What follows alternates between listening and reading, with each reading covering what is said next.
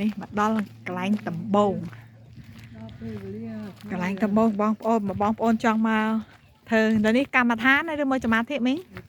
វិបស្សនានេះមានឡានច្រើនហើយក៏បងប្អូនច្រើនដែរអានឹងបងប្អូនចង់មកធ្វើនេះគេអង្គុយជុំគ្នាភាសាវៀតណាមនៅខាងនេះភាសាអង់គ្លេសសម្ដែងធម្មទេសនានេះទៅកន្លែងអគារមួយទៀតខ្លាច់មានភ្លៀង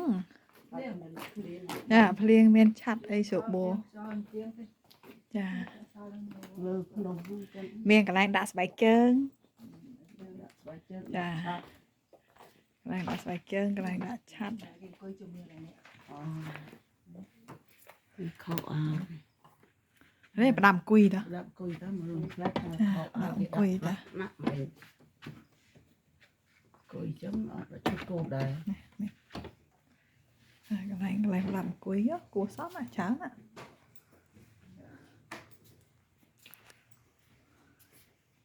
ធំតាលាយណាកន្លែងគ្រូហើយនៅកន្លែងផ្លនេះកន្លែងសិស្សអង្គុយនេះប្រកនគេមានគ្រប់កន្លែងអត់ខ្លាច់ខ្វះទៅតបទឹកចុះអត់បានគឺកងលើចេះនៅដើរផ្លូវធម្មតាដើរវិញហើយនៅយើងដើរបានមានឡានជូតផ្លូវនេះស្អាតស្ងៀមស្ងាត់ល្អមីងស្ងាត់ហើយស្ងាត់ចានេះមានឡានគេជូនយើងទៅចុះឡើងខ្ញុំក៏ដើរទៅមើលផ្ទះនៅហងមើលទុកនេះគេមានផ្ទះចាបើនិយាយរួមទៅមានបាញ់មកភ្នំហ្នឹងអញមីងអាគារផ្ទះមួយធំដែរតាក្រែមួយចាហើយមានកតបទឹកមានកន្លែងងូតទឹកសិងមាន toilet ស្អាតយើងកូនសិស្សចាស់យើង donation ឲ្យគេតាមលទ្ធភាពយើងតាមសទ្ធាចាបើកូនសិស្សថ្មីអង្គុយចប់ណាចាក៏ប៉ុន្តែអ្នកម្ដាយអង្គុយគេអត់យកលុយទេគេអត់យក donation គេអត់ទទួលទេគេអត់ទទួល donation ទេចា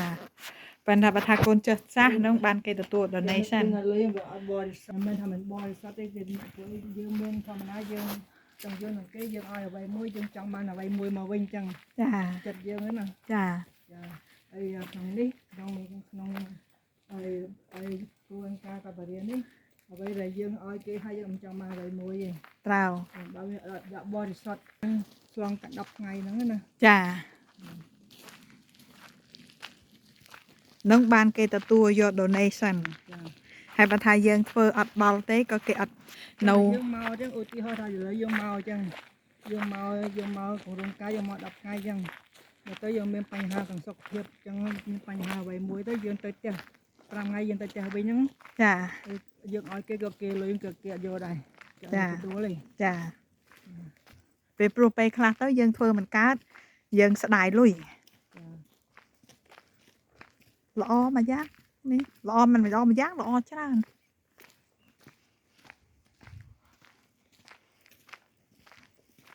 ហើយគេបានធ្វើនំភ្នំហ្នឹងល្អមែនតើណា